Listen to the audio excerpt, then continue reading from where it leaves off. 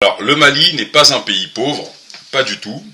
Tous ceux qui viennent en Afrique distribuer des vêtements, des habits, de la nourriture, etc., en fait, font partie des services français, au fond, parce que les États africains sont richissimes. Alors ici, nous sommes sur La Tribune, qui est un journal français, qui nous parle de la production d'or au Mali en 2019, qui est en hausse de 7%. Donc ici, la production industrielle d'or au Mali a battu un nouveau record en 2019. On fait 65 tonnes d'or au Mali, rien que sur l'année 2019. Alors expliquez-moi pourquoi un pays qui fait 65 tonnes d'or a besoin que des prétendues associations panafricaines venant de la diaspora viennent distribuer des vêtements. Mais c'est pas fini.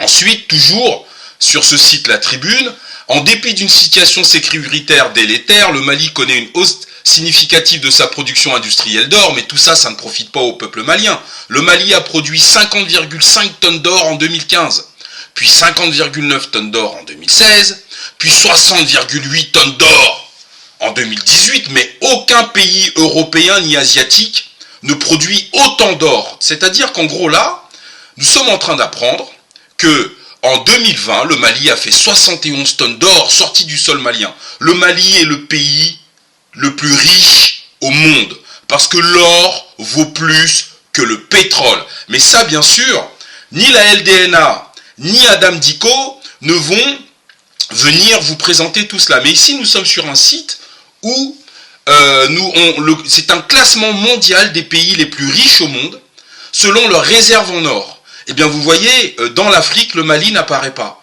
Et nous avons vu sur l'écran précédent que la France était en quatrième position, mais on n'extrait pas d'or en France. Le Mali n'apparaît même pas sur la liste. Vous voyez, le Mali, si nous devions prendre la production d'or du Mali annuelle et que nous additionnions, le Mali serait devant beaucoup de pays européens et asiatiques. Mais nous allons regarder cela encore un peu plus dans le détail. Tout ceci, ce sont des sites occidentaux, ce ne sont pas des sites africains. Et d'ailleurs, sous cette vidéo, vous aurez les liens qui vous permettront d'aller apprécier la production d'or du Mali, du Burkina Faso, du Sénégal, du Togo. Et vous comprendrez pourquoi la France a besoin de corrompre la jeunesse africaine, pourquoi la France a besoin de fabriquer des faux leaders panafricanistes, et je pense à la LDNA, qui vont venir en Afrique vous distribuer des vêtements, etc., et vous faire croire que vous êtes pauvres. Mais en réalité, nous sommes le peuple le plus riche au monde. Alors regardez les chiffres.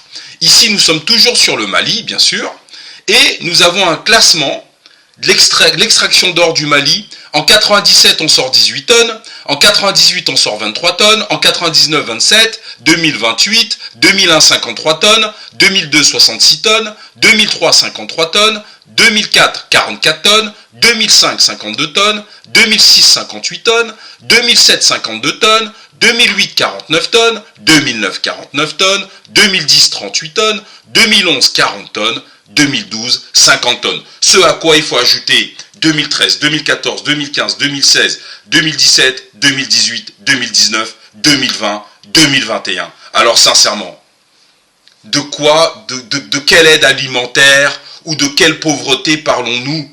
Avec tout cet or, le Mali est plus riche que la Suisse, les Pays-Bas, la zone euro, la Turquie, le Portugal, le Royaume-Uni, l'Espagne, l'Autriche, la Pologne, la Grèce, la Hongrie, le Danemark, la Biélorussie, la Finlande, etc., etc., etc. Là, vous avez la réserve en or de ces pays-là. Et l'or est très importante, pourquoi? Parce qu'elle permet de garantir la solidité d'une économie. Et c'est pour ça que la France vient chercher l'or africain, tout simplement. Donc, nous allons voir si dans son discours, à l'ONU, Adam Dicko va se plaindre du fait que les richesses de son pays sont dérobées depuis plus de 40 ans par la France, tout simplement, à travers les ONG, des entreprises, etc., etc. Donc la situation du Mali n'est pas du tout celle que l'on veut nous faire avaler. Avec une telle production d'or, le Mali est un des pays les plus riches au monde, c'est-à-dire est dans le top 5 des pays les plus richissimes au monde. Et c'est bien pour ça que les Occidentaux sont là. Pétrole, uranium, l'or. Alors, un peuple qui vend son or, c'est comme des parents qui vendent leurs enfants. aucun État dans le monde ne vend son or. Avec la quantité d'or que nous avons estimée à plus de 1000 tonnes sorties du Mali en presque 35 ans, le Mali aujourd'hui n'aurait aucun problème de sécurité, aurait les meilleurs équipements publics du monde, c'est-à-dire qu'en gros, les écoles primaires, les écoles maternelles, les universités, les hôpitaux, les bâtiments publics, le cadre de vie des Maliens, on quitterait tous les pays du monde pour essayer d'avoir un visa et vivre au Mali. C'est ça la réalité du peuple.